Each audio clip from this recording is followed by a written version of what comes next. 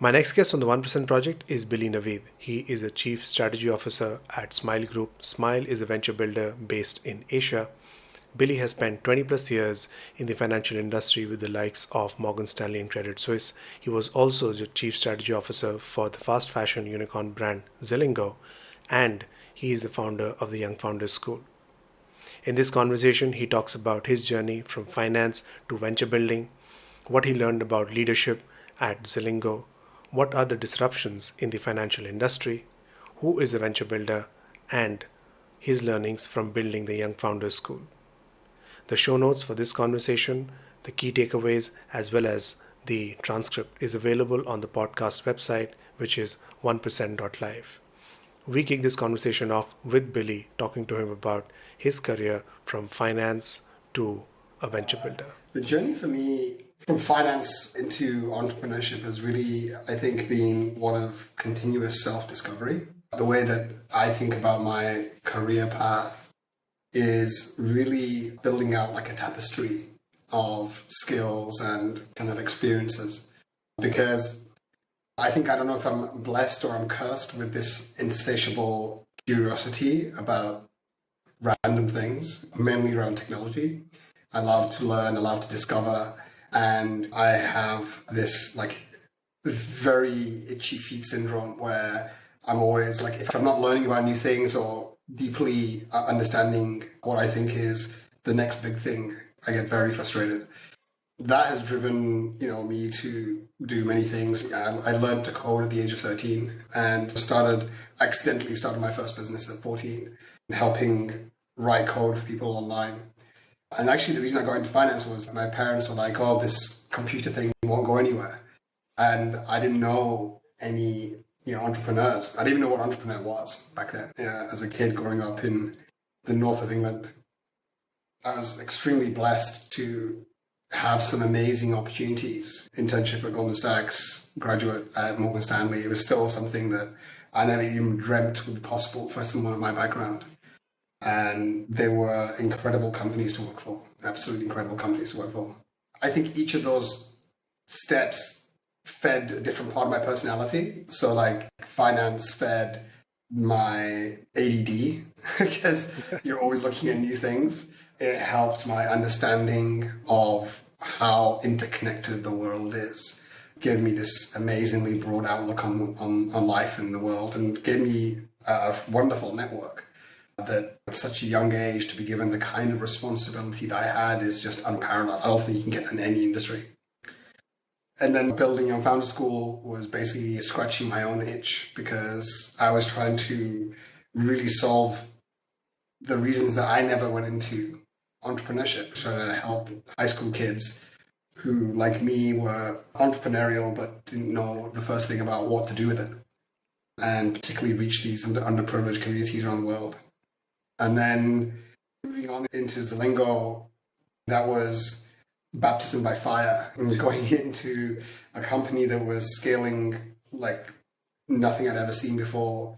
You're building businesses that you haven't done. You're building them in a sector, in apparel, that I had no idea about. I'm like the last person that anyone would ever ask for fashion advice. I basically wear the same t-shirt brand every day and the same short brand every day. That's it. And I think a lot of that growing up from a professional perspective was amazing because when you're thrown into a company like that, you really have to start becoming a leader, not a manager. And my entire career, I didn't know the difference. And I think that was just that one lesson would have made the entire thing as Zilingo worth it.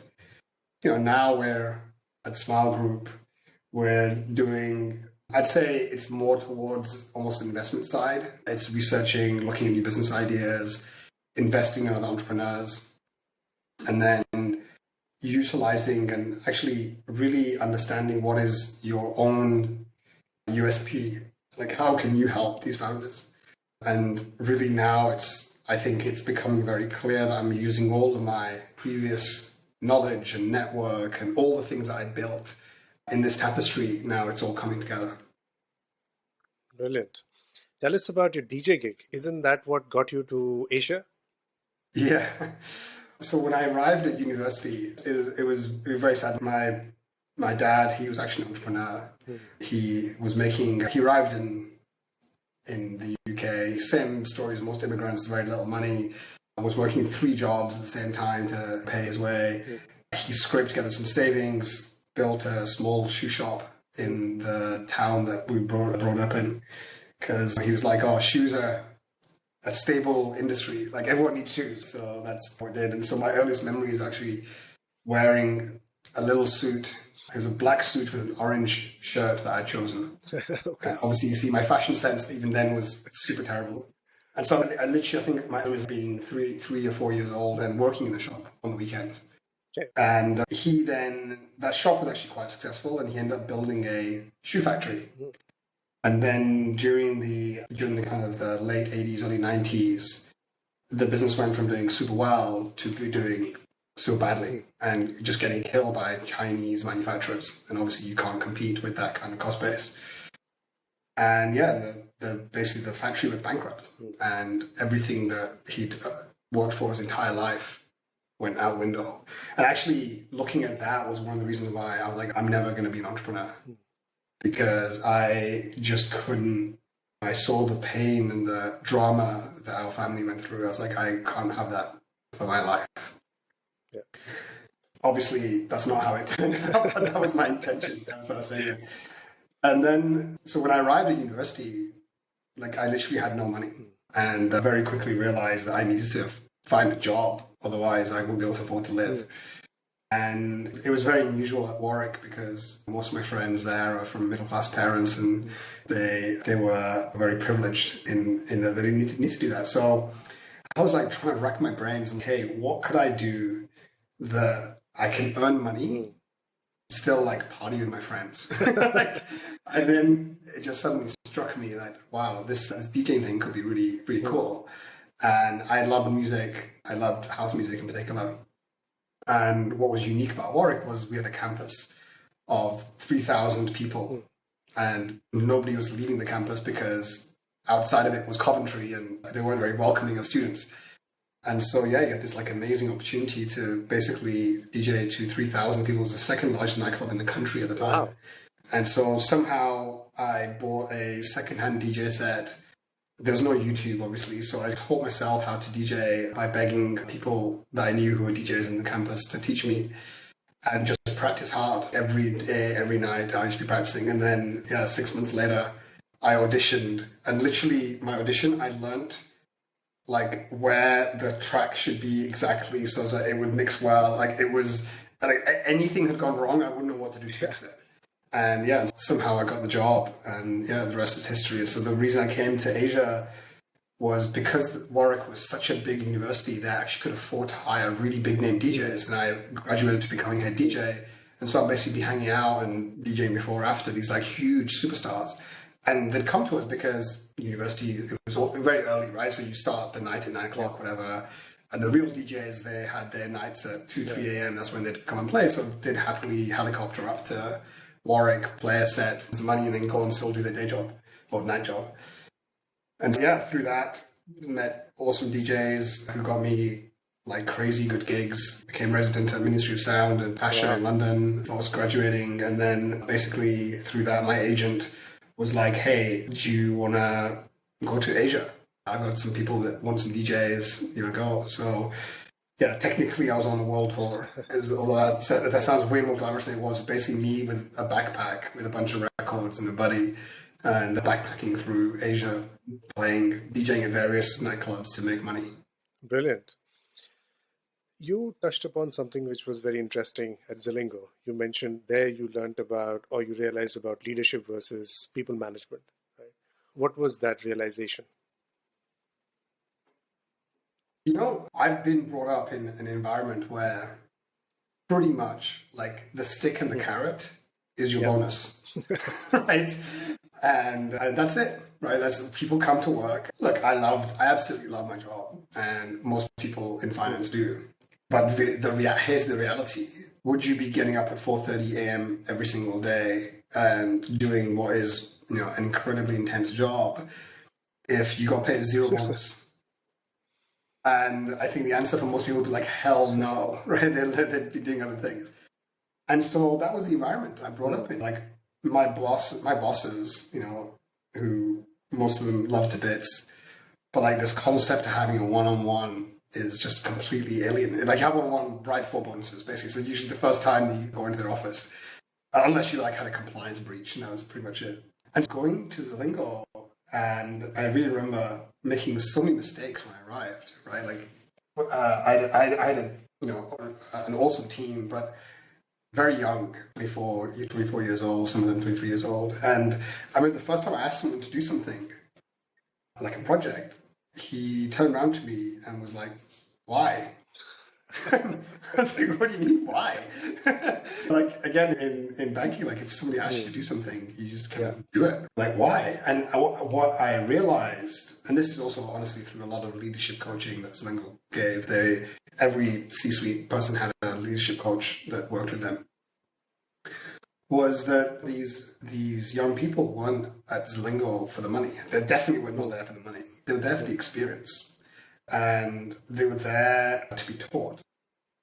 And so the most important thing for them was giving them a purpose and giving them the responsibility. And so when they were asking why, it wasn't in my mind, it was a belligerent why, but it wasn't. It was like, why? What's the impact of this work? How is this going to help you and the team? Or what experience will this give me? And that's a very different thing. And it took a while to figure it out because I just wanted work to be done. But then what you realize is that if you give them a purpose and give them a direction, you tell them why they're doing something, even if they come up with obstacles on the way, they'll figure it out because they know what the end game is.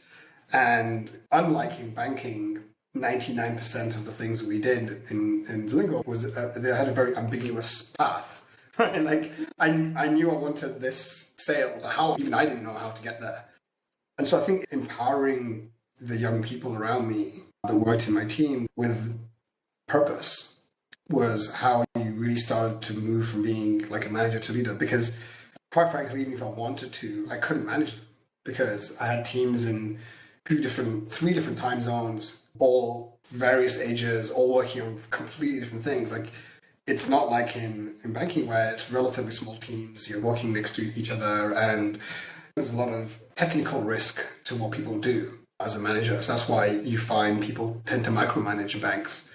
But there, it was, even if I wanted to do it, I couldn't do it. And what I realized is that style of management was actually not helpful at all. That's a brilliant insight. 20 years of experience in finance. Tell us, what is the disruption in the financial sector? Is it Elon Musk? Is it a neobank? Is it digital currencies, blockchain? What is it? Disruption always happens much slower than you think in the short term and much faster than you think in the long term. So I never believe that there's going to be a big bang that's, oh my God, we can suddenly change the way that we bank or change the way that we transact in the world. If you think about just how slowly things have moved in the world of finance, on the edges, you and I who are tracking cryptocurrencies and tracking like meme coins, like you're so wrapped up in it that you think that, my God, the whole world changed so quickly, but actually 99.99% of the population have just really honestly never even heard of Dogecoin, right? Like they don't care what it is, they don't know what it is. But I think to me, the two most exciting things that's happening, that cryptocurrencies have jumped the shark into mainstream acceptance. And you can see that whether it's DBS or Standard Chartered allowing their retail customers to buy and sell cryptocurrencies, through to Goldman, BlackRock, etc., like putting funds or ETFs. Like this is a huge deal because once you jump the shark and you actually have just a little bit of acceptance institutionally, then the floodgates can really open to other possibilities. And the thing that I'm most excited about is DeFi. I've been following from the periphery what's going on. I mean, quite frankly, everyone says innovation. It's not really innovation. It's basically just the world of finance, but on a digital contract. But what I'm excited about is that we can finally break down the silos that have been created by banks and institutions around the world so that effectively all it's doing is matching demand and supply. That's really bottom line what's going on. But that is super cool because even today, like my single biggest quote unquote investments is DeFi lending. And I'm making an interest rate of 8 times, 9 times more than I would in a traditional bank because somebody else is going to borrow those US dollars at a much higher rate. And good. And I want that ability for everyone. Why should that be just because I can figure out how to send USDC to some weird platform? And there's been a lot of tests, right? Even this recent crash that was arguably exacerbated by the amount of money that's been locked up in DeFi, but broadly, it survived, right? There wasn't any big blow up. There wasn't any big malfunction. So I'm super bullish. And I think that now what you're going to have is once you have the ability to buy, sell cryptocurrencies on my DBS account, why can't I then the next stage go and lend my money to, to a digital platform that's going to, earn me multiple times more money than I could before. So I think these things are going to happen slowly, but the biggest challenge was that first adoption. Everything else is going to become much easier. You talk about DeFi. What are your views on NFTs? I've actually seed funded a company that's doing Bollywood NFTs and early investor advisor to a company called Fantico that's going to allow Bollywood fans, Obviously. I'm not sure, are you a Bollywood fan? Yeah, Bollywood fans to buy NFTs of everything from actual artifacts from famous films, hats, gloves, backpacks, whatever, right through to moments, songs, pictures, whatever. But I think that we're going through a understandable bubble, quite frankly. But just like cryptocurrencies in 2017, you're going to have these like crazy ICOs and what money raised and bubbles happening. But then when the crash happens, things are going to get built that are going to really, I think, help. I'll tell you, NFTs for me are just blockchain ownership. And I think of it in 2 ways. Number one, I don't see why digital art is any different to normal traditional art. I think it's in many ways just as skillful. Right? Some of the art that I'm seeing is incredible, right? Number two, actually you can track real ownership, which you can't in real art. I've watched multiple documentaries now about, there's a recent one on Netflix about how one of the most famous galleries in the US basically were selling fake paintings worth some $80 million over 20 years. And by the way, the people that were scamming were like charities and institutions and government buildings, etc., which is terrible. And the third thing to me is blockchain ownership as a more broad concept. I'm going through a process where I'm selling property in London right now, and it is hands down the most painful process I've been through. And the crux of everything is that the ownership of the property is not digitized. It's literally on a piece of paper. And so the quicker that, and if it starts with art and NFTs and whatever, and that concept can then spread to other asset classes like houses, I think there's going to be nothing but good for the world. Brilliant. So I'm assuming you're gung-ho about DeFi as well as NFTs. I'm more gung-ho about DeFi. I love NFTs for specific use cases. And obviously I love Bollywood NFTs. I think that's going to be huge. Watch this space. It'll be, I think we'll launch the platform in about a month. How do you compare Southeast Asian ecosystem to the West, given that you have interacted and observed and probably also looked at Western startups? I think it's not really like Southeast Asia versus the West. It's more like Silicon Valley versus the world. That's the reality. The great thing that I've seen over the last 5 years has been, I started going to Silicon Valley from a professional basis in probably late 2009, 2010, in that kind of region. And I still remember like my trips out there would be basically education trips. Like I used to make decks on what is Tencent, what is Alibaba, what are the e-commerce opportunities that are happening in Asia. It was mind-blowing. And when I'd say to them, and I was involved in Alibaba's Series D financing, and I called up many of these VCs who will remain nameless. was probably one of the best investments ever, and said, hey, you invest. And literally they would still say, man, we don't invest anything outside of a 10K radius of Sandhill Road. And then fast forward to today, and it's very different, right? We're seeing two major trends, right? One is Silicon Valley is not where the heart of all the startups. It still is, don't get me wrong. On the periphery, there are awesome ecosystems springing up all over the US, from New York to Denver to San Diego, like you name it. And then the same thing's happening globally. And what's happening is that VC investing is becoming more local.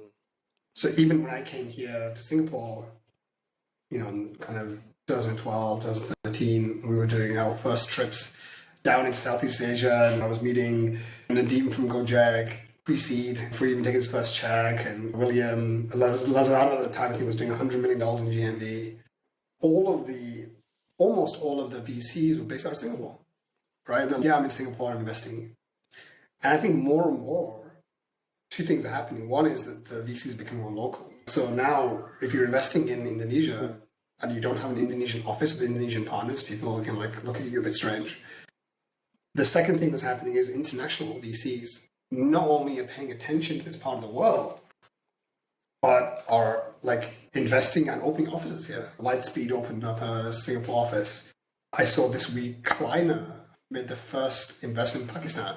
Yes. This is just, if you'd asked me 5 years ago, hey, we're Kleiner Perkins making an investment in Pakistan, I'd be laughing at you. I think it's changing. So at the same time it's becoming more global, it's also becoming much more local. Now you're a venture builder. And tell us, what does a venture builder do and how do you help founders in growth and scaling? Venture builder basically finds awesome entrepreneurs and then helps them scale by providing them with as much resource as they would need to help grow their business, to make sure that they're focused on growing the business, and anything that is a blocker to that is removed. So I would say, in the traditional sense, it's almost a private equity type of model in a venture capital space. So we take meaningful ownership, but then we work extremely closely with the founders and help them think through the challenges and obstacles and business model issues they're going to face, and then leverage our network, our people and resources to help make their business a success. Brilliant. And you are working with Zupe. Tell us about them and how are you empowering them? Yeah, so Zupe is a small group company run by this amazing entrepreneur called Dilshad. They are doing real money, skill-based gaming, and started off with a really interesting quiz game, and now I've got 3 games that they've launched, all based on time-tested, culturally deep-rooted games. So they've got 2 games based on Ludo, which is something that we all grew up playing, I guess, when we were younger, and has an amazing addressable market. Everyone knows how to play it, but their know-how is in changing the engineering to make it more fun, more monetizing than competitive games. And the latest one they launched was Snakes and Ladders, which has also been a blowout success. Traditional game, but change the engineering and the know-how in the game to leverage what the company knows about human psychology to make things more fun and entertaining. Brilliant. Now let's talk about Young Founders School. I think that's a passion project which has really done well, and you have contributed towards it in many ways. What are your learnings from it, and how do you think about it going forward? Again, I think when we started Young Founders School, it started as a very late night conversation with the head of Rise in Hong Kong. And it was more me, quite frankly, bitching about how the problems that I had encountered when I was younger, as a high school kid, has not been solved. There's no mentorship for people that are interested in entrepreneurship. The things that people teach you at school is still the same stuff that I learned when I was at school. It just sounds crazy. And I think that day we'd had a conversation with a teacher, and I'd asked them, hey, because I was very involved with the internship program at Credit Suisse and Morgan Stanley. I was Credit Suisse at the time. I asked them like, hey, these are the kind of skill sets we're looking for in kids, but we're just not finding them. Right? We're finding it really hard to hire really good quality interns. And the skills that we wanted were basically entrepreneurial skills, right? Creativity, thinking outside the box, being able to pitch, present, to be able to understand different types of business models and what the pitfalls are, working as a team. And they said, oh no, we don't teach entrepreneurship. Okay. Do you teach business? Oh no, we don't even teach business. Okay. What do you teach? Oh, we teach accounting. I'm like, oh my God, this is like teaching you how to fill a car when you can't even drive. It's just completely pointless. So this is really what that was the kind of the start of it. And the reception we got from high school kids was just unbelievable. The passion that they have for wanting to learn about this topic. And quite frankly, they know more about entrepreneurship and tech than most adults do these days. Has just been amazing.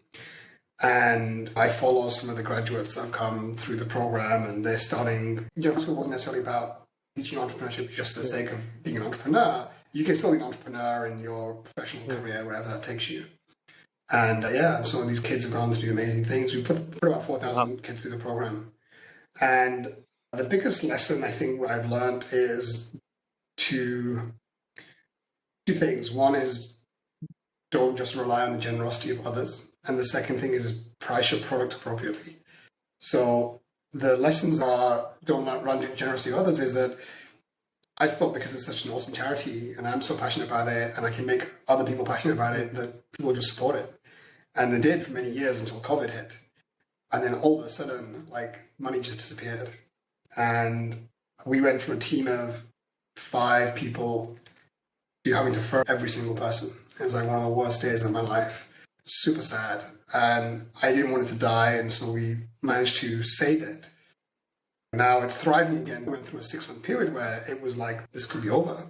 And I was kicking myself because I'd had advice before for people saying you need to have a revenue stream. I'm like, yeah, but how can I charge for this? This should be a gift to the world. I think the mistake I made is that when you have something that's valuable, make the people that can afford to pay. Because ultimately, if you as a charity end up dying, then what good are you doing? Right? Then you're not doing any good to anyone. If you don't have enough revenue that you can wash your own face and be EBITDA break even, it's basically a ticking time bomb.